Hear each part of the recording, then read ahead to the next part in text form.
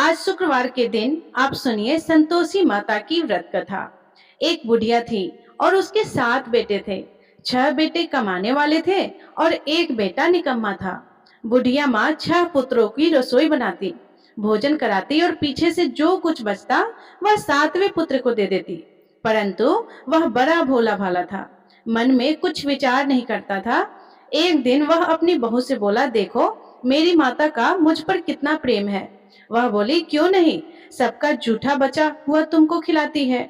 वह बोला, ऐसा भी हो सकता है क्या? मैं जब तक अपनी आंखों से ना देखूं मान नहीं सकता। बहू ने हंसकर कहा, देख लोगे तब तो मानोगे। कुछ दिन बाद बड़ा त्योहार आया। घर में 7 प्रकार के भोजन और चूरमा के लड्डू बने। वह जांचने को सर के दर्द का बहाना कर पतला कपड़ा सिर पर ओढ़कर रसोई घर में सो गया और कपड़े में से सब देखता रहा। 6 भाई भोजन करने आए। उसने देखा माँ ने उसके लिए सुंदर सुंदर आसन बिछाए हैं, 7 प्रकार की रसोई परोसी है। वह आग्रह करके जिमाती रही। वह देखता रहा कि 6 भाइयों को भोजन कर उठे, तब माँ ने उसकी झूठी थालियों में से लड्डुओं के टुकड़ों को उठाया और एक लड्डू बनाया। जूठन साफ करके बुढ़िया माँ ने पुकारा, उठ बेटा, 6 भाई भोजन कर गए, अब तू ही बेटा बाकी है, उठ और तू कब खाएगा? वह कहने लगा, माँ मुझे भोजन नहीं करना, मैं परदेश जा रहा हूँ। माता ने कहा कि कल जाता तो आज ही जा। वह बोला, हाँ हाँ आज ही चला जाऊंगा। यह कहकर वह घर से निकल गया। चलते समय उसे बहू की याद आई। वह गौशाला में कंडे थाप रही थी। वह उसे जाकर बोला कि मेरे पास तो कुछ नहीं है, यह अंगूठी है, सो ले लो और अपनी कुछ निशानी मुझे दे दो। वह बोला कि मेरे पास क्या है, यह गोबर भरा हाथ। यह कहकर उसकी पीठ पर गोबर के हाथ की थाप मार दी और वह चल दिया। चलते चलते दूर देश में पहुंचा। वहां पर एक साहूकार की दुकान थी। वहां जाकर बोला, भाई मुझे नौकरी पर रख लो। साहूकार को नौकर की जरूरत थी। साहूकार उससे बोला कि तू नौकरी पर रह जा। लड़के ने पूछा कि तनख्वाह क्या रहेगी? साहूकार ने कहा कि काम देखकर दाम मिलेगी। साहूकार की नौकरी मिल गई और वह सवेरे 6 बजे से रात्रि 12 बजे तक नौकरी करने लगा। कुछ दिनों में दुकान का लेन देन, हिसाब किताब, ग्राहकों को माल बेचना, सारा काम करने लगा। साहूकार के 7-8 नौकर थे। वे सब चक्कर खाने लगे कि यह नया नौकर बहुत होशियार बन गया है। सेठ ने भी काम देखा और 3 महीने के अंदर ही उसे मुनाफे का साझेदार बना लिया। 12 वर्ष में वह नामी सेठ बन गया और मालिक सारा कारोबार उस पर छोड़कर बाहर चला गया। अब बहू पर क्या बीती वह सुनो। सास ससुर उसे दुख देने लगे। सारी गृहस्थी का काम करा के उसे लकड़ी लेने जंगल में भेजते। इस बीच घर की रोटियों के आटे से जो भी भूसी निकलती उसकी रोटी बनाकर रख दी जाती और फूटे नारियल की नरेली में पानी। इस तरह दिन बीतते रहे। एक दिन वह लकड़ी लेने जा रही थी कि रास्ते में बहुत सी स्त्रियां संतोषी माता का व्रत करती दिखाई दी। वहां यह खड़ी होकर कहने लगी कि बहनों, यह तुम किस देवता का व्रत करती हो और इसके करने से क्या फल होता है? इस व्रत के करने की क्या विधि है? यदि तुम अपने इस व्रत का विधान मुझे समझाकर कहोगी तो मैं तुम्हारा बड़ा एहसान मानूंगी। तब उसमें से एक स्त्री बोली कि सुनो, यह संतोषी माता का व्रत है। इसके करने से निर्धनता, दरिद्रता का नाश होता है, लक्ष्मी आती है, मन की चिंताएं दूर होती है, घर में सुख होने से मन को प्रसन्नता और शांति मिलती है, त्रिपुत्री को पुत्र मिलता है, प्रीतम बाहर गया हो तो शीघ्र आता है, कुंवारी कन्या को मनपसंद वर मिलता है, राजद्वार में बहुत दिनों से मुकदमा चलता हो तो वह भी खत्म हो जाता है, कलह कलेश की निवृत्ति हो, सुख शांति हो, घर में धन जमा हो, पैसा जायदाद का लाभ हो और भी मन में जो कुछ कामना हो वह सब इस संतोषी माता की कृपा से पूरी होती है। स्त्री कहने लगी कि 1.25 आने का गुड़ चना लेना, इच्छा हो तो 5.25 आने का लेना या 1.25 का भी सहूलियत के अनुसार ही लेना। बिना परेशानी, श्रद्धा और प्रेम से जितना भी बन सके सवाया लेना। 5.25 पैसे से 5.25 आने तथा इससे भी ज्यादा शक्ति और भक्ति के अनुसार ले लेना। हर शुक्रवार को निराहार रहकर कथा कहना और सुनना। इसके बीच क्रम टूटे नहीं, लगातार नियम पालन करते रहना। सुनने वाला कोई ना मिले तो घी का दीपक जलाकर उसके आगे जल के पात्र को रखकर कथा कहना, परंतु नियम न टूटे। जब तक कार्य सिद्ध न हो नियम पालन करना और कार्य सिद्ध हो जाने पर व्रत का उद्यापन करना। 3 मास में माता फल पूरा करती है। यदि किसी के खोटे ग्रह हो तो भी माता 1 वर्ष में अवश्य कार्य सिद्ध करती है। कार्य सिद्ध होने पर ही उद्यापन करना चाहिए, बीच में नहीं करना चाहिए। उद्यापन में 2.5 सेर आटे का खाजा तथा इसी अनुसार से खीर तथा चने का साग बनाना। 8 लड़कों को भोजन कराना। जहां तक मिले देवर, जेठ, भाई, बंधु, कुटुंब के लड़के लेना। ना मिले तो रिश्तेदारों और पड़ोसियों के लड़के बुलाना। उन्हें भोजन कराकर यथाशक्ति दक्षिणा देना और माता का नियम पूरा करना। उस दिन घर में कोई खटाई नहीं बनाना। यह सब सुनकर बुढ़िया की बहू वहां से चल दी। रास्ते में लकड़ी के बोझ को बेच दिया और उन पैसों से गुड़ चना लेकर माता के व्रत की तैयारी करने लगी। आगे चली और सामने मंदिर है। यह सुनकर माता की मंदिर में जाकर माता के चरणों में लौटने लगी और इसके बाद वह माँ से विनती करने लगी कि हे माँ, मैं निपट मूर्ख हूँ, व्रत के नियम कुछ नहीं जानती, मैं बहुत दुखी हूँ। हे माता जगजननी, मेरा दुख दूर करो, मैं आपकी शरण में हूँ। माता को दया आई। एक शुक्रवार बीता कि दूसरे शुक्रवार को ही इसके पति का पत्र आया और तीसरे को उसके भेजा हुआ पैसा भी आ गया। यह देखकर जेठानी मुंह सिकोड़ने लगी। इतने दिनों में इतना पैसा आया है, इसमें क्या बढ़ाव है। लड़के ताने देने लगे कि काकी के पास अब पत्र आने लगे, रुपए आने लगे, अब तो काकी की खातिर बढ़ जाएगी, अब तो काकी बुलाने से भी नहीं बोलेगी। बेचारी सरलता से यह कहती कि भैया पत्र आएगा, रुपए आएंगे तो हम सबके लिए अच्छा है। ऐसा कहकर आंखों में आंसू भरकर संतोषी माता के मंदिर में आकर मातेश्वरी के चरणों में गिरकर रोने लगी। माँ, मैंने तुमसे पैसा नहीं मांगा, मुझे पैसे से क्या काम है, मुझे तो अपने सुहाग से काम है, मैं तो अपने स्वामी के दर्शन और सेवा मांगती हूँ। तब माता ने प्रसन्न होकर कहा, जा बेटी, तेरा स्वामी आएगा। यह सुनकर खुशी से वह बावली होकर घर जाकर काम करने लगी। अब संतोषी माँ विचार करने लगी कि इस भोली पुत्री से मैंने कह तो दिया है कि तेरा पति आएगा, पर आएगा कहाँ से। वह तो इसे स्वप्न में भी याद नहीं करता है, इसे याद दिलाने तो मुझे ही जाना पड़ेगा। इस तरह माता उस बुढ़िया के बेटे के पास जाकर स्वप्न में प्रकट होकर कहने लगी, साहूकार के बेटे, सोता है या जागता है। वह कहता है कि माता, सोता भी नहीं हो और जागता भी नहीं हो, बीच में ही हो, कहो क्या आ गया है। माँ कहने लगी, तेरा घर बार है या नहीं है। वह बोला कि मेरा सब कुछ है। माता, मेरे पास माँ बाप भाई बहन बहू क्या की कमी है। माँ बोली, पुत्र, तेरी घरवाली कष्ट उठा रही है, माँ बाप उसे दुख दे रहे हैं, वह तेरे लिए तरस रही है, तू उसकी सूध ले। वह बोला, हाँ माता, यह तो मुझे मालूम है, परंतु जाऊं कैसे। परदेश की बात है, लेन देन का कोई हिसाब नहीं है, कोई जाने का रास्ता नजर नहीं आता, कैसे चला जाऊं।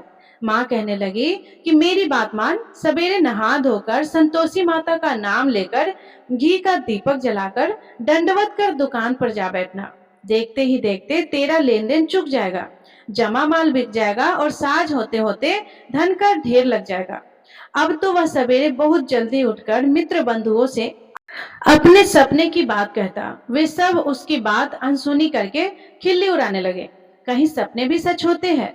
एक बूढ़ा बोला कि देख भाई, मेरी बात मान, इस तरह साच झूठ कहने के बदले देवता ने जैसा कहा है वैसा ही करना, तेरा क्या जाता है।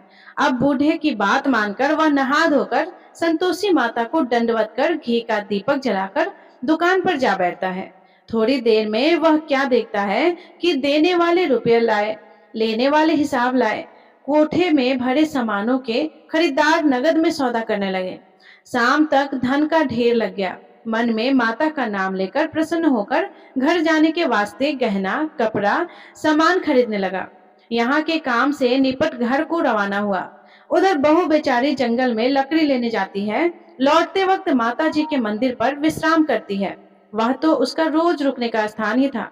दूर धूल हो रही उड़ती देखकर वह माता से पूछती है, हे माता, यह धूल कैसी उड़ रही है। माँ कहती है कि हे पुत्री, तेरा पति आ रहा है, अब तू ऐसा कर, लकड़ियों के 3 बोझ बना ले, एक नदी के किनारे रख, दूसरा मेरे मंदिर पर और तीसरा अपने सिर पर रख।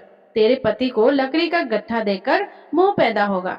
वह यहाँ रुकेगा, नाश्ता पानी बनाकर खाकर माँ से मिलने जाएगा। तू लकड़ी का बोझ उठाकर जाना और बीच चौक में गट्ठर लाकर 3 आवाजें जोर से लगाना। लो सासू जी, लकड़ियों का गट्ठर लाई हूँ, भूसे की रोटी दो, नारियल के खोपरे में पानी दो, आज कौन मेहमान आया है।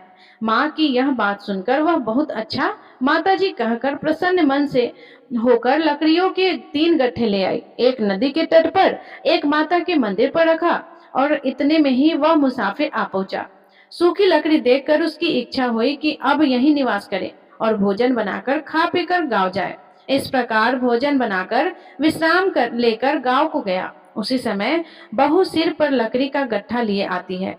उसे आंगन में डालकर जोर से 3 आवाज देती है।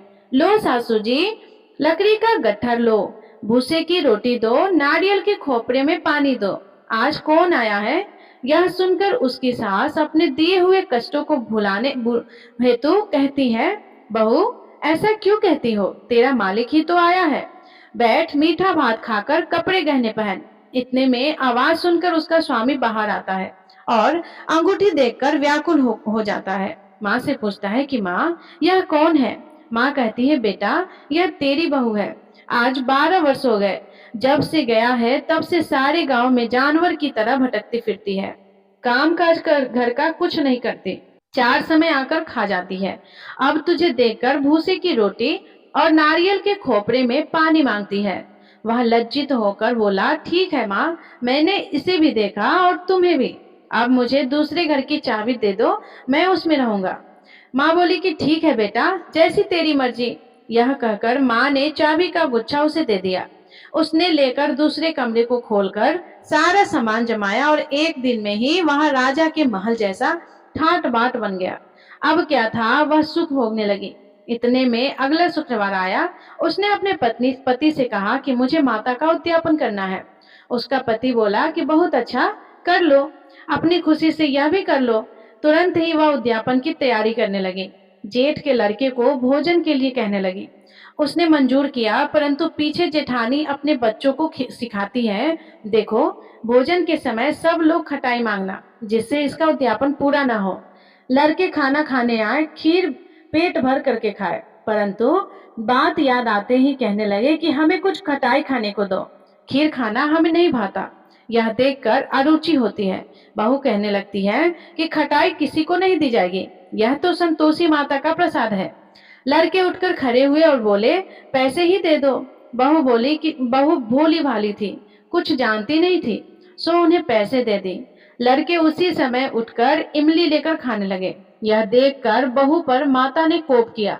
राजा के दूत उसके पति को पकड़ कर ले गए और जेठ जेठानी मनमाने खोटे वचन कहने लगे। लूट लूट कर धन इकट्ठा कर लाया था, सो राजा के दूत उसे पकड़ ले गए हैं। अब सब मालूम हो जाएगा जब जेल की रोटी खाएगा। बहू से यह वचन सहन नहीं हुआ। रोती रोती माता के मंदिर में गई और बोली, हे माता, तुमने यह क्या किया, हंसाकर क्यों रुलाती हो। माता बोली, पुत्री, तूने उद्यापन करके मेरा व्रत भंग किया है, इतनी जल्दी सब बातें भूल जाती हो। वह कहने लगी, माता भूली तो नहीं हूँ, ना कुछ अपराध किया है, मुझे तो लड़के ने भूल में डाल दिया था, मैंने भूल से उन्हें पैसे दे दिए, मुझे क्षमा करो माँ। माँ बोली कि ऐसी भी कहीं भूल होती है। वह बोली, माँ मुझे माफ कर दो, मैं फिर तुम्हारा उद्यापन करूंगी। माँ बोली, अब भूल मत करना। वह बोली कि अब भूल नहीं होगी माता, अब बताओ वे कैसे आएंगे। माँ बोली कि जा पुत्री, तेरा मालिक तुझे रास्ते में ही मिल जाएगा। वह निकली, रास्ते में पति आता मिला तो उसने पूछा कि तुम कहाँ गए थे। वह कहने लगा, इतना धन जो कमाया है उसका टैक्स राजा ने मांगा था, वह भरने गया था। वह प्रसन्न होकर बोली, अच्छा हुआ, अब घर चलो। कुछ दिन बाद फिर शुक्रवार आया तो वह बोली, मुझे माता का उद्यापन करना है। पति ने कहा कि कर लो। वह फिर सेठ के लड़कों से भोजन को कहने लगी तो जेठानी ने 1-2 बातें सुनाई और लड़के को सिखा दिया कि तुम पहले ही खटाई मांग लेना। लड़के कहने लगे कि हमें खीर खाना नहीं भाता, कुछ खटाई खाने को दो। तो बहू बोली कि खटाई खाने को तो नहीं मिलेगी, खाना हो तो खाओ। यह कहकर ब्राह्मणों के लड़के लाकर भोजन कराने लगे। यथाशक्ति दक्षिणा की जगह एक एक फल उन्हें दिया। इससे संतोषी माता प्रसन्न हुई। माता की कृपा होते ही 9वें मास उसको चंद्रमा के समान सुंदर पुत्र प्राप्त हुआ। वह पुत्र को लेकर प्रतिदिन माता जी के मंदिर को जाने लगे। माँ ने सोचा कि यह रोज आती है, आज क्यों न मैं इसके घर चलूं, इसका आसरा देखूं तो सही। यह विचार कर माता ने भयानक रूप बनाया। गुड़ और चने से सना मुख, ऊपर से सूंड के समान होठ, उस पर मक्खियां भिनभिना रही थी। दहलीज में पैर रखते ही उसकी सास चिल्लाई, देखो कोई चुड़ैल डाकनी चली आ रही है, लड़को इसे भगाओ नहीं तो किसी को खा जाएगी। लड़के डरने लगे, चिल्लाकर खिड़की बंद करने लगे। बहू रोशनदान में से देख रही थी। प्रसन्नता से पगली होकर चिल्लाने लगी कि आज मेरी माता मेरे घर आई है। यह कहकर बच्चे को दूध पिलाने से हट जाती है। इतने में सास का क्रोध फूट पड़ा। वह बोली कि इसे देखकर कैसे उतावली हुई हो, जैसे जो बच्चे को पटक दिया है। इतने में माँ के प्रताप से जहां देखो वहां लड़के ही लड़के नजर आने लगे। बहू बोली कि माँ जी, मैं जिन माता का व्रत करती हूँ, यह वह संतोषी माता है। इतना कहकर झट से सारे घर के किवाड़ खोल देती है और सबने माता के चरण पकड़ लिए और विनती कर कहने लगे, हे माता, हम मूर्ख है, अज्ञानी है, तुम्हारे व्रत की विधि हम नहीं जानते। तुम्हारा व्रत भंग करके हमने बहुत बड़ा अपराध किया है। हे माता, बहू को जैसा फल दिया वैसा सबको देना। जो भी यह कथा पढ़ेगा या सुनेगा उसके सभी मनोरथ को पूर्ण करना। प्रेम से बोलिए संतोषी माता की जय। प्रिय श्रोताओं, आइए अब सुनते हैं संतोषी माता की आरती।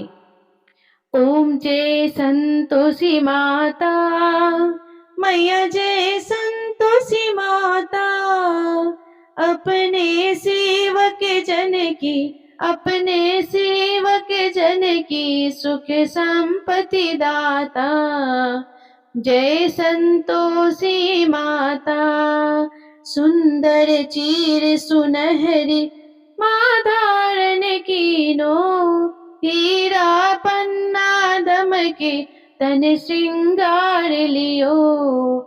जय संतोषी माता, गिरु लाल छटा छवि वदन कमल सोहे, वदन कमल सोहे, मंद हसत करुणा में, मंद हसत करुणा में, त्रिभुवन जन मोहे। जय संतोषी माता, स्वर्ण सिंहासन बैठी, चवर दुरे प्यारे, मैया चवर दुरे प्यारे। धूप दीप मधुमेवा, धूप दीप मधुमेवा, भोग धरे न्यारे। ओम जय संतोषी माता, गुड़ और चना परम प्रिय, माँ संतोष कियो, संतोषी कहलाई, संतोषी कहलाई, भक्तन वैभव दियो।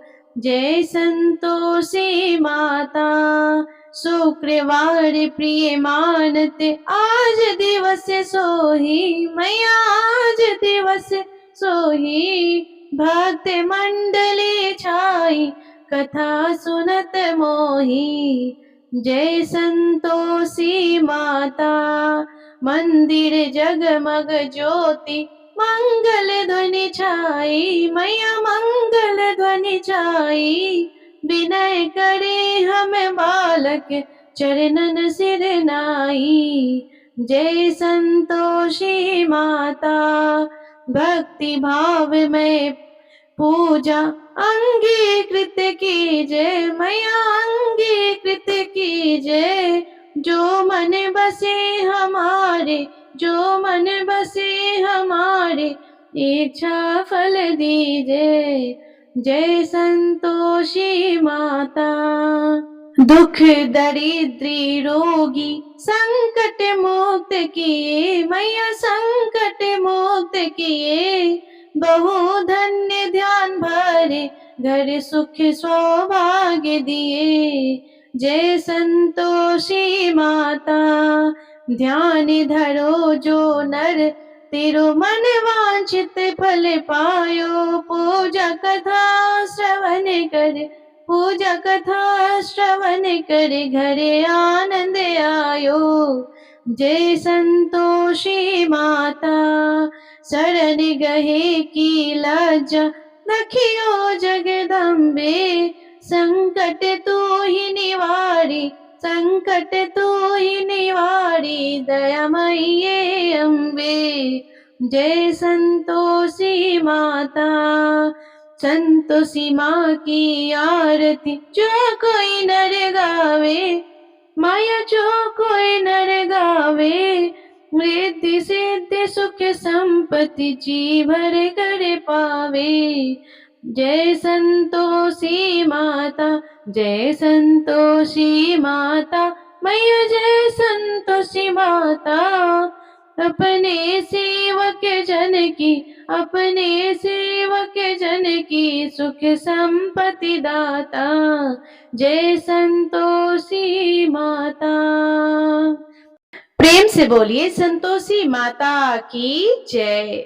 प्रिय श्रोताओं, आपको आज की कथा पसंद आए तो वीडियो को लाइक करके चैनल को जरूर सब्सक्राइब करिएगा और कमेंट में जय संतोषी माता अवश्य लिखिएगा। राधे राधे, जय श्री कृष्ण।